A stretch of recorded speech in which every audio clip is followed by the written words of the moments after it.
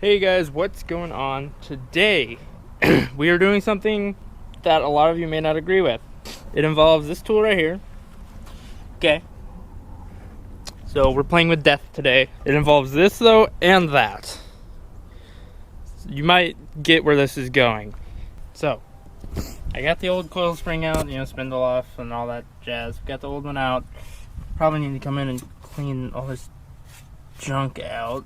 But we're gonna watch a video on how the heck you use the spring compressor tool and get the new coil spring in. So, yeah.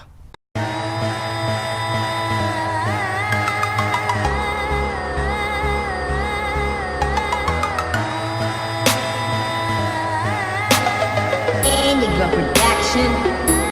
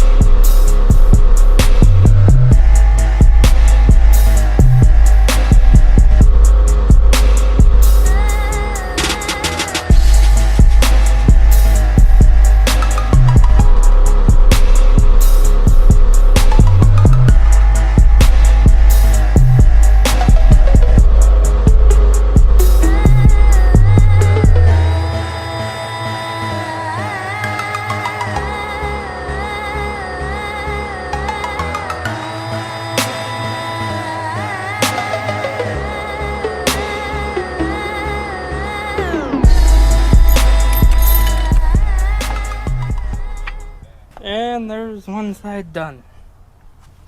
I just gotta put the caliper back on. Spring in, just gotta get my shocks thrown in there, which we're sealing off of one of the spare frames. Yep, and then your ball joints at a later date when we work on those. Yep, but I think you guys, some of you might hate this, but it's something I've wanted to do to an S10 for a really, really long time.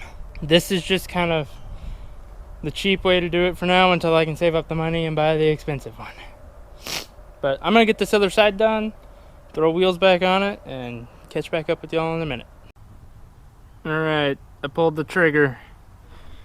We didn't go more low, we went more high. I still gotta get tires for the 1510s. We are trimming the fenders, we're flaring them out, doing 33s and going Prerunner, 2 bumpers, bed cage, whole 9 yards. It looks ridiculous right now because it does not have a good wheel tire combo, but I'm ordering 3-inch lift spindles for the front, pulling out the rear drop blocks to raise up the rear. It is going to have a little bit of lean, not a lot though because I hate squat, but just a little bit to give it that more Prerunner look. But yeah, we're doing bed cage like I said with lights on the top, 2 bumper with lights. We're going a whole 9 yards. It's gonna be wild. I have a vision. It doesn't look right now, but I have a vision. So you guys will see that as it goes along. Today, I'm gonna do something that once it's done, there's no turning back. Today, I am stretching and pulling my bedsides so that they will have a flare that's about 2 inches further out. So basically, you'll just take a grinder and you'll cut all along this seam right here. And once you do that, you can pull this bedside outward, wedge metal between it for how thick Like you can do an inch, inch and a half, 2 inches, however far out you want to come out. You wedge a piece of metal in there, and then you'll take flat stock and weld across so that you know they'll stay where they are. You will have to cut this bar here, but I'm gonna get the tools ready and everything and be right back with you guys.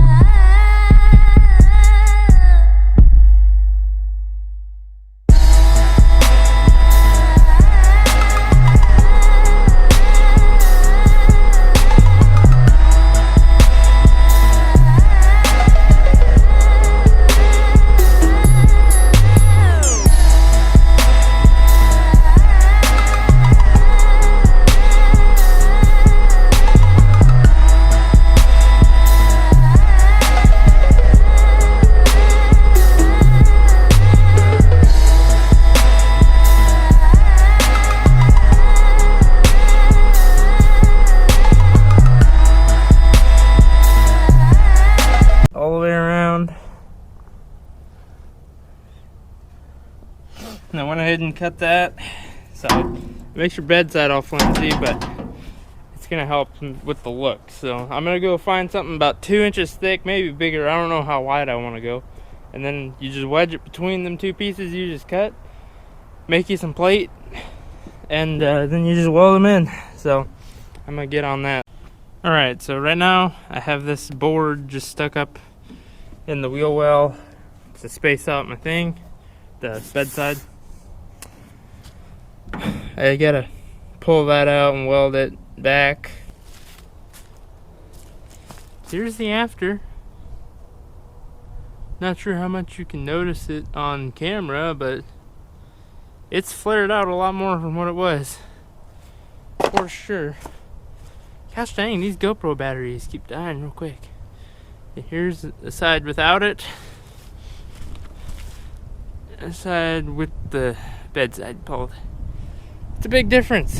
I just gotta do the other side now, and then do the front. Here's the, obviously, 15 by 10s. This is what I'm gonna run. They sit like perfectly flush. They stick out a little bit still, but with a good mud tire, it's gonna look really good. Alright guys, I'm back. I made a run to AutoZone and got me a transmission mount, like the little rubber bushing. This guy right here.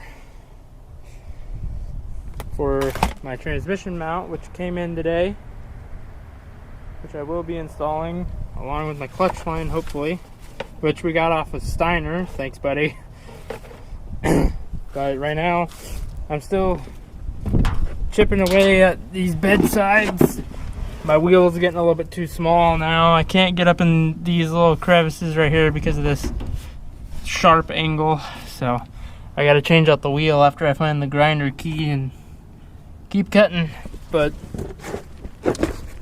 like I showed, I got this side done. It's all pushed out. It may not look as pushed out on here as it does in real life. The camera may not be doing it any justice, but it's definitely a lot further out there. It's gonna make this whole look that I'm going for a lot better. But yeah, I might get back at it. So see you guys in a second. Alright guys, I got the driver's side done. Same thing as the other side. Cut along that rib. I actually put a thicker piece of wood in this side, and I like it a lot better. It sticks out further.